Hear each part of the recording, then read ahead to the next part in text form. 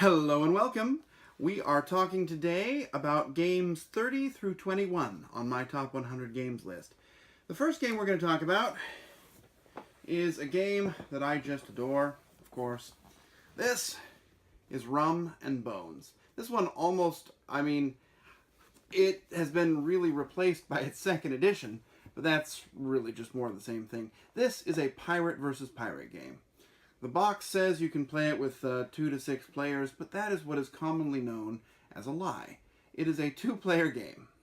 Each player takes a faction of pirates, and there are 8 different factions now, and you're going to essentially swarm the other person's ship, trying to take out key points, trying to destroy objectives, trying to kill their heroes. You've got a team of heroes with different special abilities, and you're trying to make the most of those. It's just, it's very random, of course, but it's a lot of fun. It's just really the best of the pirate games, I think. It's one in which you're just going after each other, hammer and tongs, and it's just fun.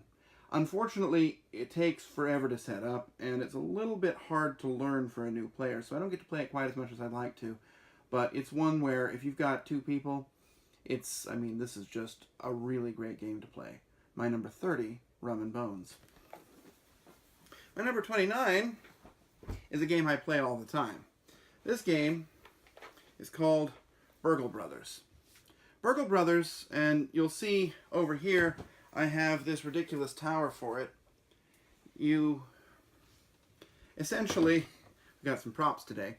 You've got 3 levels of this building. In each level, you're sending in a team of burglars trying to knock off this building. And there are safes on each floor, and you're moving up and down, and you're using your special abilities, and all the time there's a guard that's moving back and forth, and he's getting faster and faster and faster. And you're trying to find the safe, you're trying to crack it, you're trying to get to the roof, you're trying to get to safety. It's a game that I rarely win, unfortunately, because it can be kind of hard, actually. But it's a lot of fun to play, and it really captures the theme of one of those old heist movies, and it does so in a simple way. It works well with new people who don't play a lot of games because the rules are super simple and you can learn as you go. It comes in a really small box that it barely fits into, and you've got another game trying to fit it back inside. But it's a game that I just really haven't ever seen misfire. I discovered it almost by accident, and I'm really glad that I did. This is my number 29, Burgle Brothers. My number 28 is a staple of my list.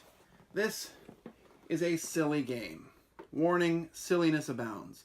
In this game, you are a team of adventurers, and you are trying to go through a dungeon. And you're attacking monsters, except you're not attacking monsters in the normal way. Instead, you've got this large target that you spread out in the middle of the table, and you're essentially rolling the dice, trying to make them bounce off the table and land on the target in the right place.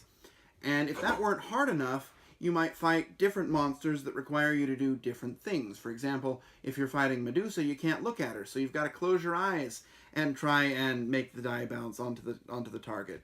Or you might fight a smelly boar, and it smells so bad that you have to take a big step back from the table and do it at distance. In addition to that, you can buy items and weapons that allow you to do additional damage.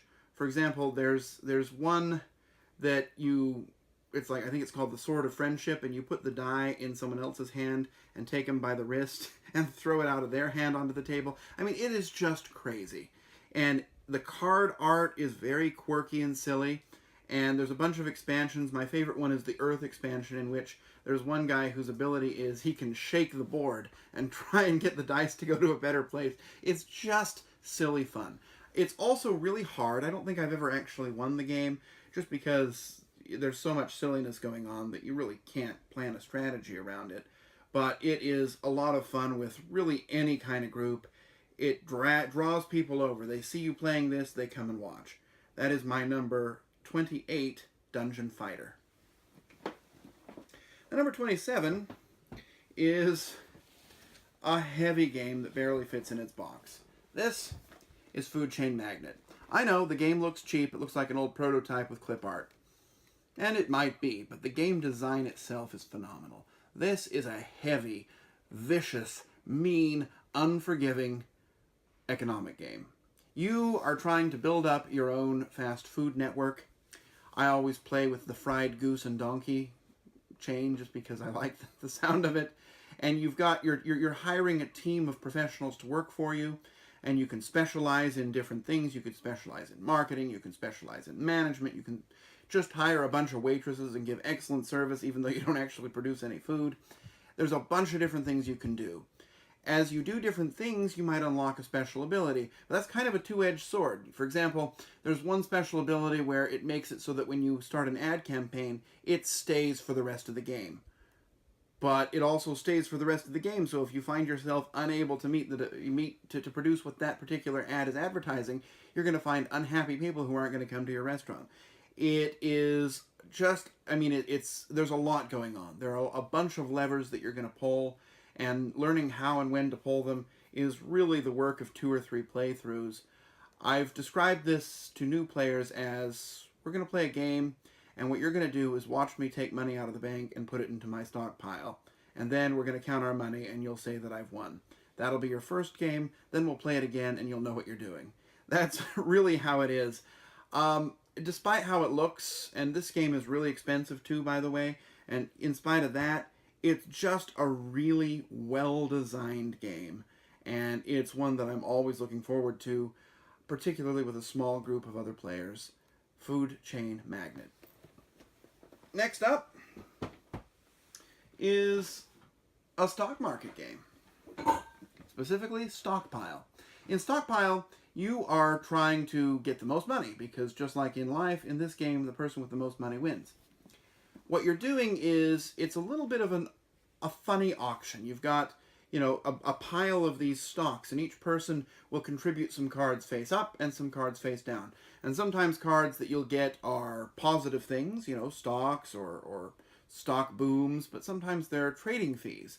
And so you might try and hide those face down. And you're just bidding on this pile, which is, some of them are blind and some of them are known. And you're just trying to get the best deal you can. There are a bunch of different characters with special abilities. And there's even a Donald Trump. That's why I'm wearing the hat here in the game, if you're into that.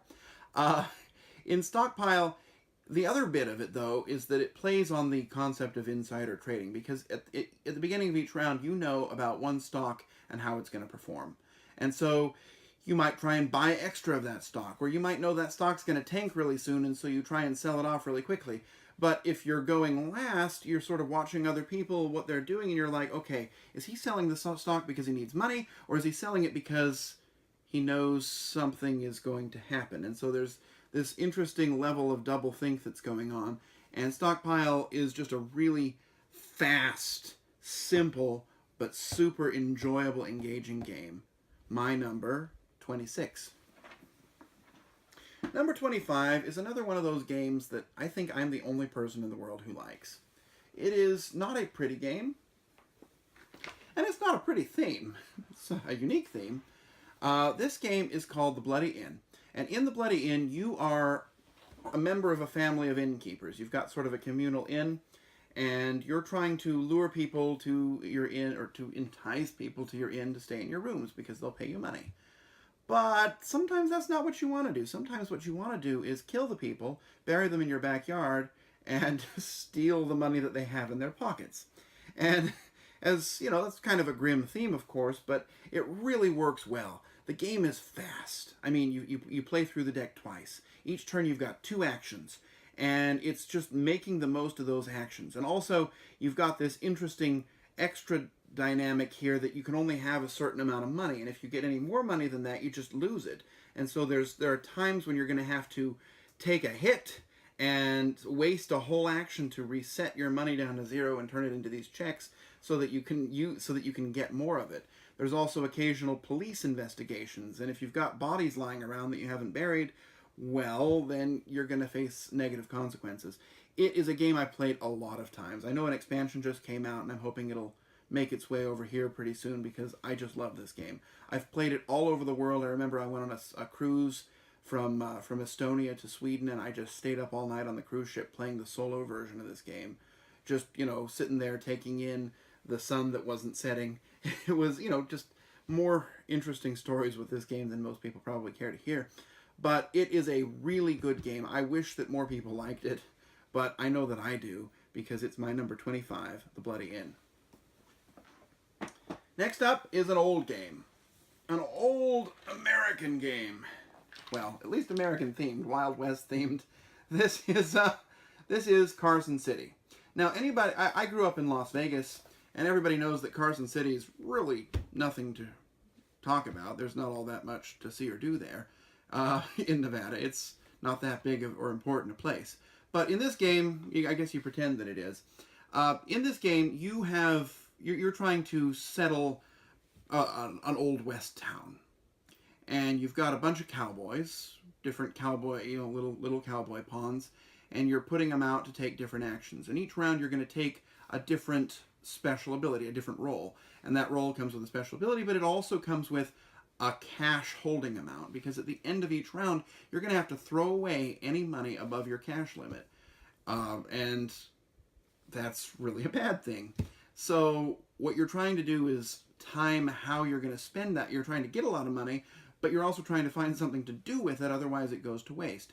And unlike other worker placement games, in this one, when somebody takes a spot, you can go there too, and then your two cowboys have a shootout, and whoever wins that duel gets to take the action. The other person gets their cowboy back to use later in the game.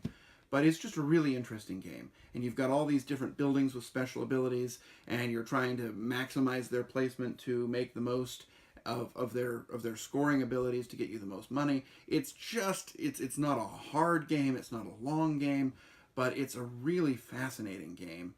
This is my number 24, Carson City. At number 23, last couple of videos ago, I talked about The Fury of Dracula. This is the other hidden movement game that I really like. This is Spectre Ops. I guess technically it's Spectre Ops, the Shadow of Babel, but most people just know it as Spectre Ops. In this game, one person is a secret agent, and he's going through this facility trying to accomplish some objectives. And the other player or players constitute a team of hunters who are trying to find him. And everyone's got different special abilities. You've got a big beast that can run really fast. You've got this gunner who can shoot really accurately, but if she tries to do that, she can only see in one direction.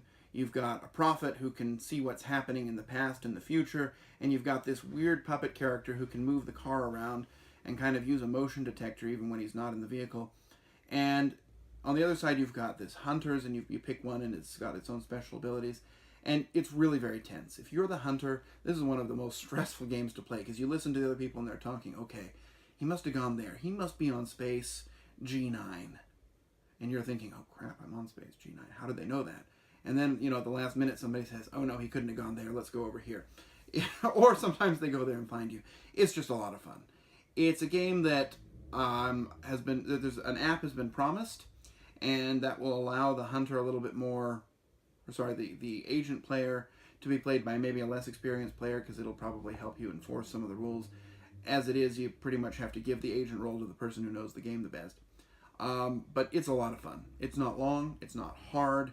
The decisions are meaningful, and the deduction on one side or the secrecy on the other is just a really fascinating, interesting, and engaging experience. This is my number 23, Spectre Ops. My number 22, you'll have to give me just a moment because it is extremely large and heavy,